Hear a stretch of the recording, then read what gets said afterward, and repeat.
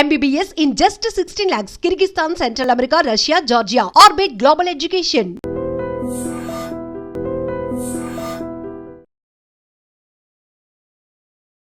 Welcome to iDream media. So జనరల్గా ముక్కు నుంచి నీరు కారడం ఈ సమస్య ఇబ్బంది పెడుతూ ఉంటుంది. అయితే ఒక్కొక్కసారి ముక్కు నుంచి నీరు కారడం అనేది బ్రెయిన్కి కూడా సంబంధం ఉంటుందని చెప్తూ ఉన్నారు. సో మరి ముక్కు నుంచి నీరు కారుతున్నప్పుడు అది బ్రెయిన్ నుంచి వస్తుందా లేదా నార్మల్ ప్రాబ్లమ్ అనేది మనం ఎలా తెలుసుకోవాలి? సో దీని గురించి పూర్తి వివరాలు తెలుసుకుందాం. మనతో పాటు ఉన్నారు ప్రముఖ న్యూరాలజిస్ట్ డాక్టర్ లలిత గారు. మ్యామ్ నమస్తే అండి. నమస్తే అండి. జనరల్గా ముక్కు నుంచి నీరు కారుతుందంటే అది జలుబు చేసిన వల్ల వస్తుందని జనరల్గా తెలుసు, కానీ అది ఒక్కొక్కసారి బ్రెయిన్కి సంబంధం ఉంది అంటున్నారు. అది ఎలాగా? సో ముక్కు నుండి నీరు కారడాన్ని రైనోరియా అంటామండి. సో రైనోరియా అంటే జస్ట్ ఏ వాటరీ డిశ్చార్జ్ మనకి నోస్ నుండి రావడం. మనకి మోస్ట్ కామన్గా తెలిసిన కాజెస్ ఏదో జలుబు చేసినప్పుడు కానీ అలర్జీస్ వల్ల సైనసైటిస్ అది ఉన్నప్పుడు కూడా. కొన్నిసార్లు సిఎస్ఎఫ్ రైనోరియా అని అంటాం, అంటే cerebro spinal fluid rhinorrhoea. Okay, so ఆ ఫ్లూయిడ్ అన్నది మనకి బ్రెయిన్ చుట్టూ ఒక లేయర్స్లో మనకి ప్యాక్ అయి ఉంటుంది. ఆ ఫ్లూయిడ్ అన్నది మన బ్రెయిన్కి ఒక కుషనింగ్ ఎఫెక్ట్ లాగా, ప్రొటెక్టివ్ ఎఫెక్ట్ లాగా ఉంటుంది. దానికి కొన్ని న్యాచురల్గా కూడా లీక్ పాయింట్స్ అని ఉంటాయి, అంటే డెలికేట్ ఏరియాస్ మనకి.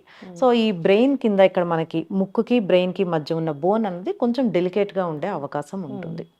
అక్కడ ఏమైనా బ్రీచెస్ మనకి గ్యాప్స్ అది వచ్చినప్పుడు ఆ ఫ్లూయిడ్ మనకి ముక్కు ద్వారా బయటకు వచ్చే అవకాశం ఉంటుంది కదా. ఇది కొంచెం రేర్గానే చూస్తూ ఉంటామండి. అంటే ప్రతి నేసల్ డిశ్చార్జ్ వచ్చిన కండిషన్ని సిఎస్ఎఫ్ రైనోరియా అని మనం సస్పెక్ట్ చేయని అవసరం లేదు.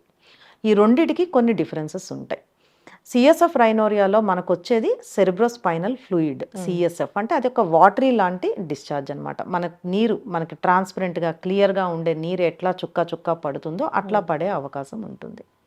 అదే మనకి మామూలుగా జలుబు, ఎలర్జీస్ దాంతో వచ్చే రెగ్యులర్గా వచ్చే నేసల్ డిశ్చార్జ్ అన్నది కొంచెం థిక్గా మ్యూకస్ లాగా అట్లా ఉండే అవకాశం ఉంది. ఇది మనం ఏమైనా వైప్ చేసినప్పుడు, గుడ్డ పెట్టి మనకి తుడుచుకున్నప్పుడు సిఎస్ఎఫ్ రైనోరియాలో మనకేమీ గుడ్డ టైట్ అవ్వడం కానీ స్టిఫ్ అవ్వడం కానీ ఏమీ ఉండదు, ఎందుకంటే ఇది చాలా క్లియర్ వాటర్ లైక్ ఫ్లూయిడ్ అనమాట. అదే నేసల్ డిశ్చార్జ్ మామూలుగా జలుబులో వచ్చింది అయితే గనక ఆ బట్ట అది స్టిఫ్ అయినట్టు, బికాజ్ అది థిక్ మ్యూకస్ బాగా ప్రోటీనేషియస్గా ఉంటుంది కాబట్టి తెలిసిపోతుంది. And CSF rhinorrhoea discharge quantity కూడా ఎక్కువగా ఉంటుంది. ఎప్పుడైనా పేషెంట్స్ ఇట్లా ముందు కొంగినప్పుడు కానీ, ప్రెషర్ పెట్టినప్పుడు, అంటే దగ్గినప్పుడు, గట్టిగా స్నీజ్ చేసినప్పుడు, ఏదైనా ప్రెషర్ పెట్టిన కండిషన్లో బ్రెయిన్ ప్రెషర్ ఎక్కువయ్యి ముక్కు నుండి ఆ వాటరీగా డ్రాప్స్ అలా పడిపోయే అవకాశం అది ఉంటుందండి. రెండవది సిఎస్ఎఫ్ అన్నది క్లియర్ వాటరీగా ఉండడమే కాకుండా దానికి ఒక రకమైన సాల్టీ టేస్ట్ ఉంటుంది. సాల్టీ కానీ మెటాలిక్ టేస్ట్ లాగా పేషెంట్కి తెలుస్తుంది. ఎందుకంటే ఏదైతే నేసల్ డిశ్చార్జ్ మనకి ముక్కు నుండి బయటకు వస్తుందో కొంత అన్నది మనకి థ్రోట్లోకి కూడా వెనకాల వెళ్ళిపోవడం, మన గొంతులోకి రావడం కూడా జరగవచ్చు.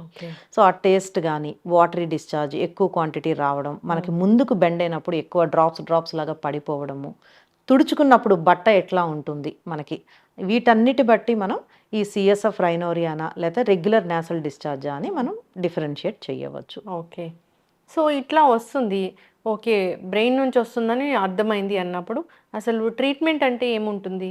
ఫస్ట్ కాజ్ ఐడెంటిఫై చేయాల్సి ఉంటుందండి. మనం అనుకున్నట్టు మన బ్రెయిన్ చుట్టూ కూడా మనకి లేయర్స్ ఉంటాయి, మెనింజెస్ అని అంటాము. ఆ లేయర్స్కి బ్రెయిన్కి మధ్యలో మనకు ఉండే ఫ్లూయిడ్ సిఎస్ఎఫ్ ఫ్లూయిడ్, దాన్ని బ్రెయిన్ వాటర్ అని కూడా అనొచ్చు మనం. ఓకే, సో ఆ ప్రెషర్ బ్రెయిన్లో ఎక్కువైన కండిషన్స్లో, ఇప్పుడు సపోజ్ ఇంట్రాక్రేనియల్ హైపర్ టెన్షన్ అని అంటాం, బ్రెయిన్లో ప్రెషర్ ఎక్కువైనప్పుడు ఆ ఫ్లూయిడ్ అన్నది ఎక్కడో డెలికేట్ ఏరియాస్ నుండి లీక్ అయ్యే ఛాన్సెస్ ఉంటాయి. And most common causes trauma, ఎప్పుడైనా injuries, head injury, simple head injury అయినా కూడా మనకి ఈ భాగంలో తగిలినప్పుడు అక్కడ బోన్ అది కొంచెం బ్రేక్ అయినా కూడా ఈ సిఎస్ఎఫ్ రైనోరియా రావచ్చు. ఫ్రంట్లో కూడా ఫ్రంట్ తగిలినా కూడా అండి. అండ్ తర్వాత మనకి సర్జరీస్, కొంతమంది ఆపరేషన్స్ నేసల్ ద్వారా ఎండోస్కోపిక్ సర్జరీస్ అవి చేసిన తర్వాత కూడా ఆ బోన్ కానీ ఆ మెనింజెస్ అది బ్రీచ్ అయినప్పుడు, గ్యాప్స్ అది వచ్చినప్పుడు వాటరీ డిశ్చార్జ్ రావచ్చు.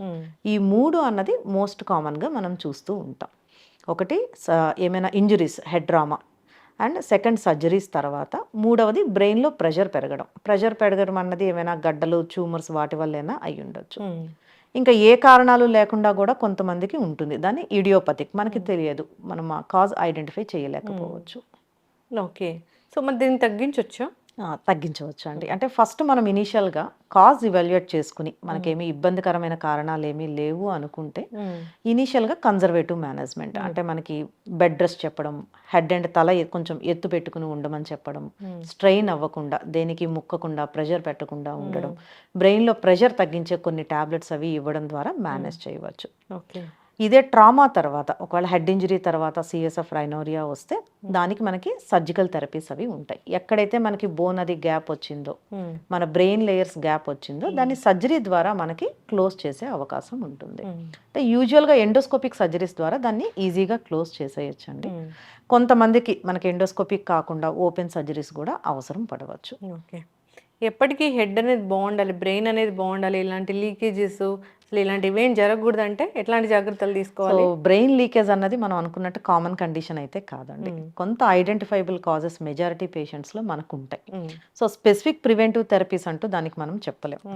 వన్స్ ప్రాబ్లం వచ్చింది అంటే మాత్రం మనం కంటిన్యూస్ వాటరీ డిశ్చార్జ్ ముక్కు నుండి పడిపోతుంది అనుకున్నప్పుడు మాత్రం అది సిఎస్ఎఫ్ రైనోరియానా అయితే అంటే బ్రెయిన్ వాటర్ లీకేజా లేకపోతే నార్మల్గా మనకు ఎలర్జీస్ రైనైటిస్ జలుబు వాటి వల్ల వచ్చిందా అని డిఫరెన్షియేట్, అది ఇంపార్టెంట్, చాలా డిఫరెన్స్ చూసుకోవాల్సి ఉంటుంది. ఓకే. ఇంకా మోస్ట్ కామన్గా ఈ ఈ ఈ బ్రెయిన్ వాటర్కి సంబంధించి ఇంకేమేమి చూస్తాం మ్యామ్?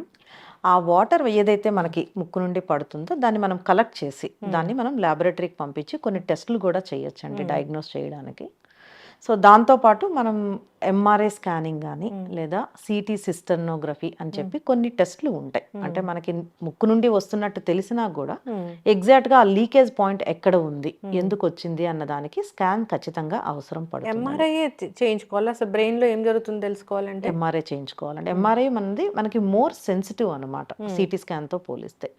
అంటే కొంత ఇన్ఫర్మేషన్ మనకి మైనర్ చేంజెస్ అవన్నీ సిటీ స్కాన్లో మిస్ అయ్యే ఛాన్సెస్ ఉంటాయి.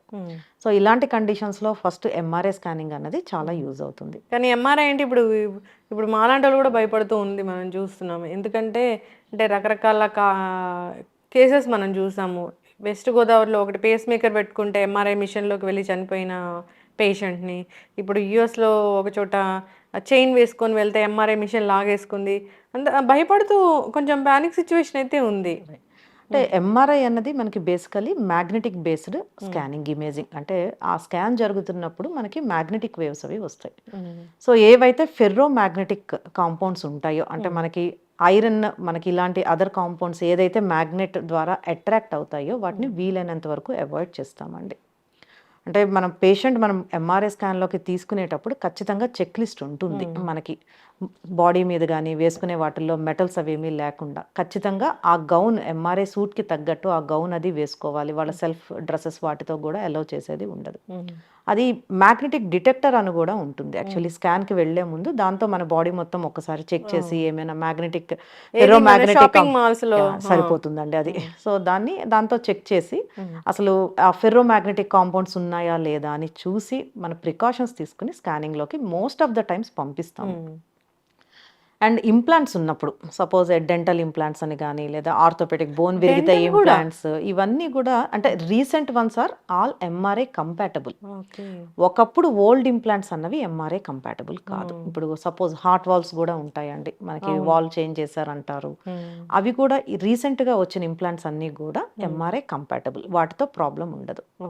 పేస్ మేకర్ అన్నది మనం స్పెషల్ ప్రికాషన్ తీసుకోవాలి. అంటే ఆ పేస్ మేకర్ అడ్జస్ట్మెంట్స్ కానీ ఆ బ్యాటరీ అని ఉంటుంది, కొన్నిసార్లు ఆ బ్యాటరీ ఆఫ్ చేసి అంటే ఎంఆర్ఐ మనకి మ్యాండేటరీ ఇంకా ఆల్టర్నేటివ్ లేదు అన్నప్పుడు కన్సల్ట్ కార్డియాలజిస్ట్ని కన్సల్ట్ చేసి ఆ పేస్ మేకర్కి కూడా మనం తగిన ప్రికాషన్స్ తీసుకుంటే మనం కాంప్లికేషన్స్ని అవాయిడ్ చేయొచ్చు. జస్ట్ ఏ సింపుల్ ఒక చెక్ లిస్ట్ వేసుకోవడం, ప్రికాషన్స్ తీసుకుంటే సరిపోతుందండి. అదర్వైజ్ స్కానింగ్ ఇట్ సెల్ఫ్ మనకి డేంజరస్ కాదు. ఓకే మ్యామ్, ఇప్పుడు హెడ్కి మాత్రమే తీయాలనుకోండి, బ్రెయిన్ మాత్రమే చూడాలనుకోండి, అక్కడి వరకు మాత్రమే ఉండదా చెక్ చేసుకోవడానికి? స్కానింగ్ చేసేది బ్రెయిన్కే చేసినా కూడా బాడీలో ఎక్కడున్నా కూడా మన ఫెర్రో మ్యాగ్నెటిక్ కాంపౌండ్స్ ఉంటే అది మనకి అట్రాక్ట్ అయ్యే ఛాన్సెస్ ఉంటాయి. ఎందుకంటే ద స్ట్రెంగ్త్ ఆఫ్ ఆ మ్యాగ్నెటిక్ వేవ్స్ అన్నది మనకి ఎక్కువ ఉంటుంది. నవేడేస్ ఒకప్పుడు 1.5 టెస్లా, ఇప్పుడు అందరూ కూడా 3 టెస్లాకి వెళ్తుంది. సో మన ఇంక్రీజింగ్ స్ట్రెంగ్త్ మనకి ఎంఆర్ఐస్ ఇప్పుడు అన్నది మోర్ ఇంకా స్ట్రాంగ్ వేవ్స్, అది మ్యాగ్నెటిక్ వేవ్స్ ఉంటాయి కాబట్టి బాడీ మొత్తం మీద ఎక్కడా కూడా ఫెర్రో మ్యాగ్నెటిక్ కాంపౌండ్స్ ఉండకూడదు. ఓకే, చక్కగా చెప్పారు మ్యామ్. జాగ్రత్తలు తీసుకోవాలని కోరుకున్నాము. సో ఈ ముక్కు నుంచి నీరు కారడం అనేది ఇబ్బంది పెడుతూ ఉన్న ప్రాబ్లమే. అయితే మీరు అన్నట్లుగా టెస్ట్ అనేది మాకు మేము అట్లా ఓన్గా చేసుకోకపోయినా ఒకసారి డాక్టర్ దగ్గరికి వెళ్తే అది నార్మలా, అబ్నార్మలా, బ్రెయిన్ నుంచి లీక్ అవుతుందా అనేది వాళ్ళు చెప్తారు. సో ఫాలో అవ్వాలని కోరుకున్నాము. ట్రీట్మెంట్ అయితే ఉంది దీన్ని తగ్గించడానికి. ఇట్స్ ఏ క్యూరబుల్ కండిషన్ అండి. ఎస్. అసలు దానికి రీజన్ ఏంటో తెలుసుకొని, దానికి కాజ్ ఏంటో తెలుసుకొని దానికి ట్రీట్ చేయడం అనేది జరుగుతుంది. సో తలకి దెబ్బలు తగలకుండా చూసుకోవాలని కోరుకుందాము. సో ఎప్పుడైనా ఇక్కడ దెబ్బ తగిలినప్పుడు కూడా వస్తుందని చెప్పారు కదా.